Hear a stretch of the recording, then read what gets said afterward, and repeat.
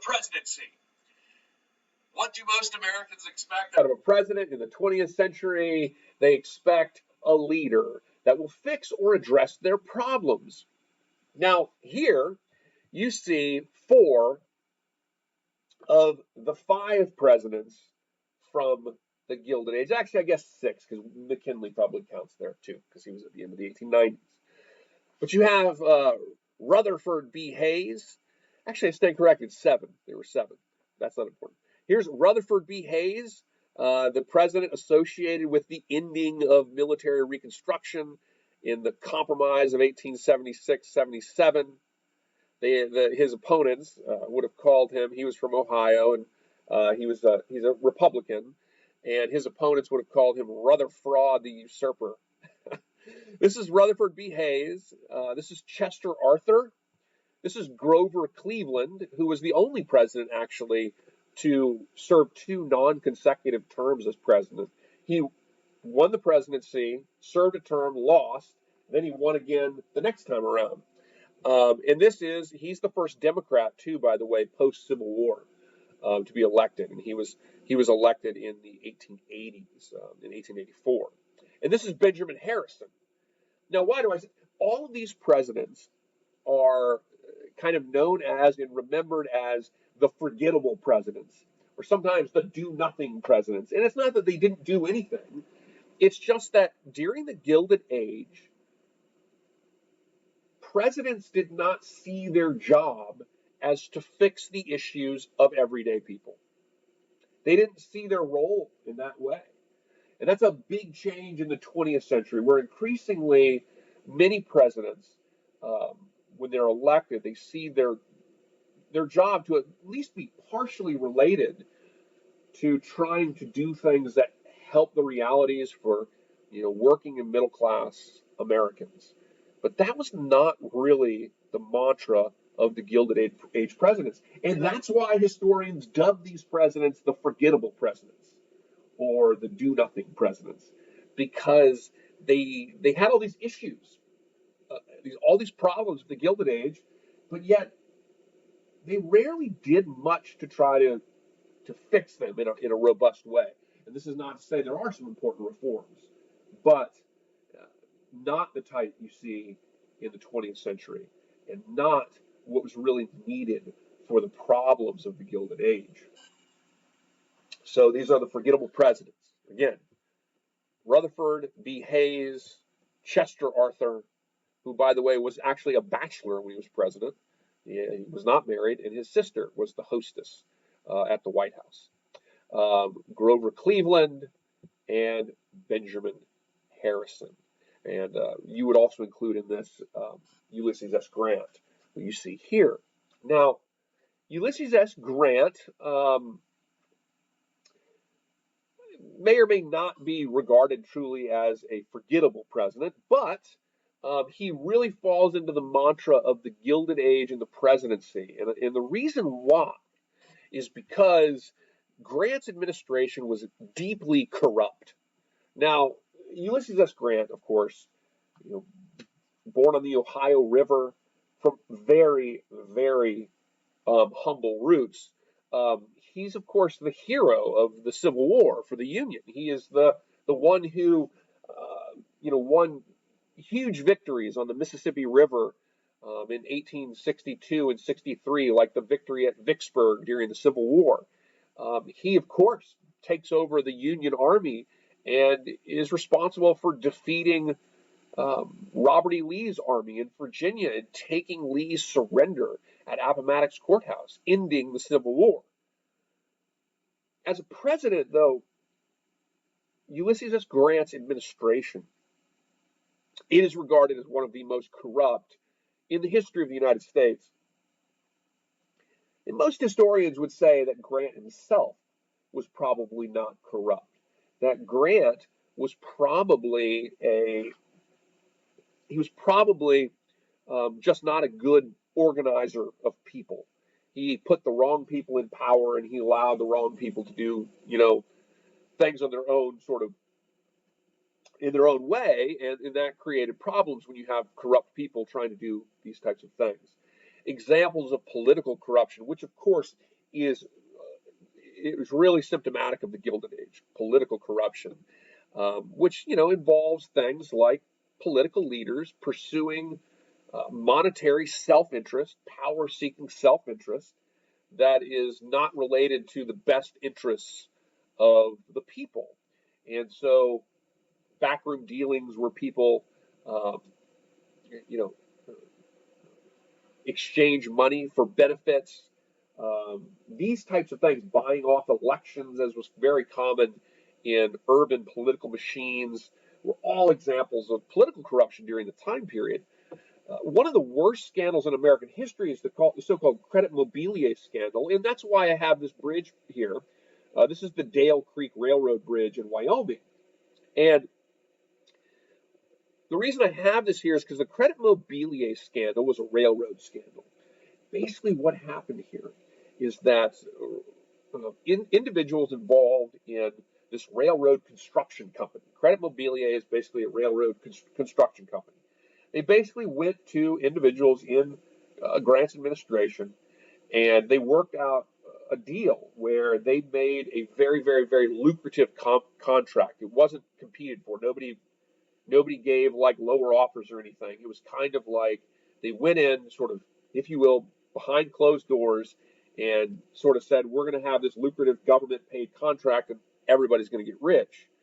And so it came out as a massive scandal during Grant's administration.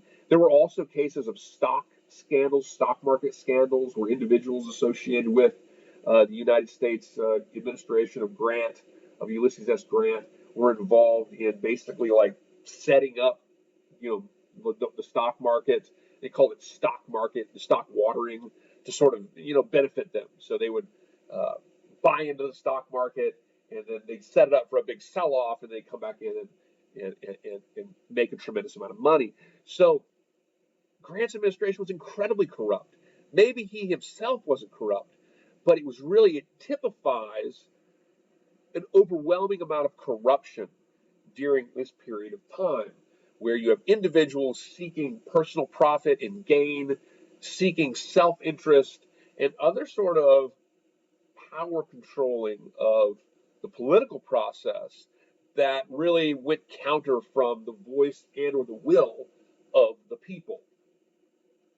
And again, these historians become known as the forgettable presidents, largely because they saw their role really as only protecting business. As long as business and the economy was functioning well, that was all that really mattered. They didn't see their role as regulatory. And so they weren't going to come in and do things necessarily to protect workers, for example, in the horrid conditions that were associated with many of the industrial manufacturing positions at the time. They weren't going to do things to tell corporations how they could or could not pollute, or how they log lumber. They weren't going to do these types of things. They did not see their role as regulatory. And for that reason, historians tend to dub them with this rather, you know, undesirable sort of label as the forgettable presidents. The political system on the local level and on the federal level during the Gilded Age was corrupt. On the local level, in cities like New York, you had political machines, machines like the Tammany Hall machine. And these political machines, what they would do is they basically used to purchase the votes of people. If you supported them, they'd ensure that you got a good job with the fire department and your family would get a school or something built. And in exchange for that, they expected political loyalty across the board. If you resisted them, the opposite would be true. There would be punishment, threats, harassment. And so the political machines in urban areas were very corrupt because they were basically buying off and manipulating elections en masse. And this is why they called them machines, because they basically seized political control of a city like Chicago or New York. And these machines would then control the entire political apparatus. And through that, all kinds of monetary benefits were had through basically the corrupt manipulation of the political system and the effective elimination of the democratic will of the people. The federal government was corrupt too, as I just mentioned. At this time, corruption was rampant. What are the costs of a political system that centers most around the relationship between a politician and moneyed interests? A lobbyist is it's not illegal to be a lobbyist, but what a lobbyist does is lobby individuals in Congress or the Senate or the president to do things that were in their interest. But when you have a political system where the relationship of politician to corporation, to donor, to political action committee, or to lobbyist is centered on that relationship. When the political reality is centered on that and not centered on what's best for the country as a whole, there's a tremendous amount of problems that can come from that. Undermining the democratic process, things occurring that aren't in the best interest of the people or the country as a whole. In some cases, that type of a system, too, can be so problematic, and it was during the Gilded Age, that it can result in the death and assassination of an American president. During the Gilded Age, the political system was known as the patronage system. What that meant was that at this time, by the way, there's not a huge amount of outside corporate donors like trying to get people elected. Instead, the political campaigns were largely supported by office seekers and other people within the sort of political reality, if you will. And so if you were running for the president, there were political elements who basically went around and tried to garner support for certain candidates. If you supported a candidate, contributed to their campaign, these types of things, the way the patronage system worked is you were expected, the person who won the presidency, to dole out a job to you. You were supposed to receive a job or some kind of an appointment for your support for the president. During the Gilded Age, the patronage system, it really had two big sort of political patronage groups. One was the group run by Roscoe Conkling, and he ran the New York City Customs House. Very rich, very, very powerful individual. And Conkling's people were known as the Conklingites, after his last name. And the other big machine were called the half-breeds. And they were led by a guy named James G. Blaine, who was in the U.S. Congress. The way those groups worked is they would get behind a particular candidate, and that candidate would effectively pledge loyalty to the Conklingites. And then they would put all the money and backing behind you, and they would get you elected through campaign supporting, through gaining people to support you. And then when you were elected, the idea was that regardless of merit, regardless of whether or not you were qualified for a job, you were supposed to give the people that supported you sort of good government jobs.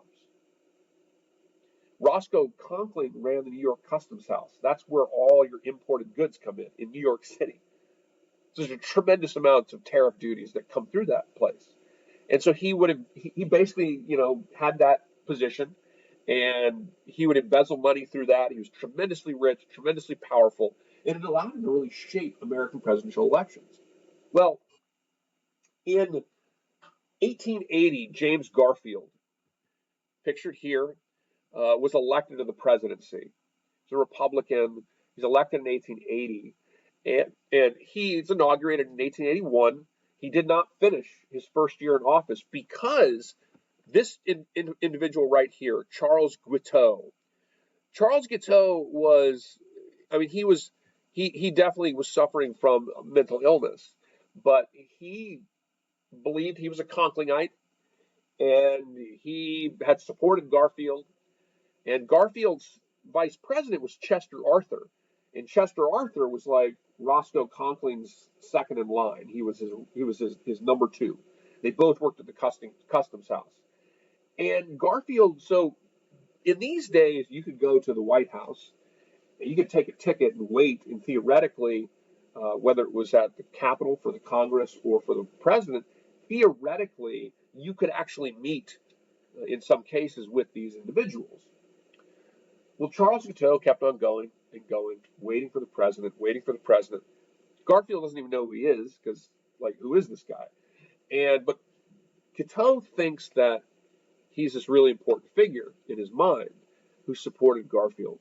And he becomes enraged that Garfield has somehow, shirked his responsibility in the patronage system to give him a good job at the New York Customs House or something. And he follows Garfield to a train station. He shoots the president in the back. He screams, Arthur will be president. And the reason why he said that is because Arthur was a Conklingite. And he thought he had just killed the president to give all the Conklingites their benefits because Garfield had said he wasn't going to do the patronage system. He thought it was corrupt, as it was, and he wasn't playing that game. So Guiteau shoots him. Garfield lived for months after this. And they didn't know how to treat him. His doctor prodded the wound with, basically like a metal rod trying to get the bullet, which caused widespread infection. Garfield eventually dies. And the person that replaces him, and this is the last slide, the person that replaces him is Chester Arthur. Now, Chester Arthur was a Conklingite. That's the patronage group. That's the group of people that say we're powerful individuals within the governing apparatus of the country, and we support candidates, and then we expect political allegiance through government jobs, right? Roscoe Conkling is the head of the Conklingites. Chester Arthur is his number two. They work the New York City Customs House. They're incredibly wealthy, incredibly powerful, and very corrupt.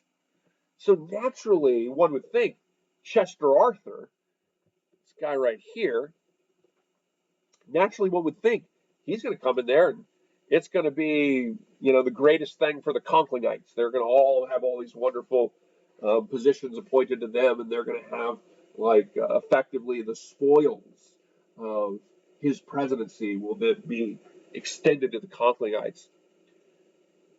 The opposite actually happens. Arthur was incensed by the fact that this system had led to a good man, James Garfield, being murdered, that he champions a reform of the very system that he was a part of. And this was known as the Pendleton Act. It was the first really comprehensive civil service reform in the country. Civil service reform means that civil service are the millions of people that work in the many government jobs that that exist that you don't vote for, right?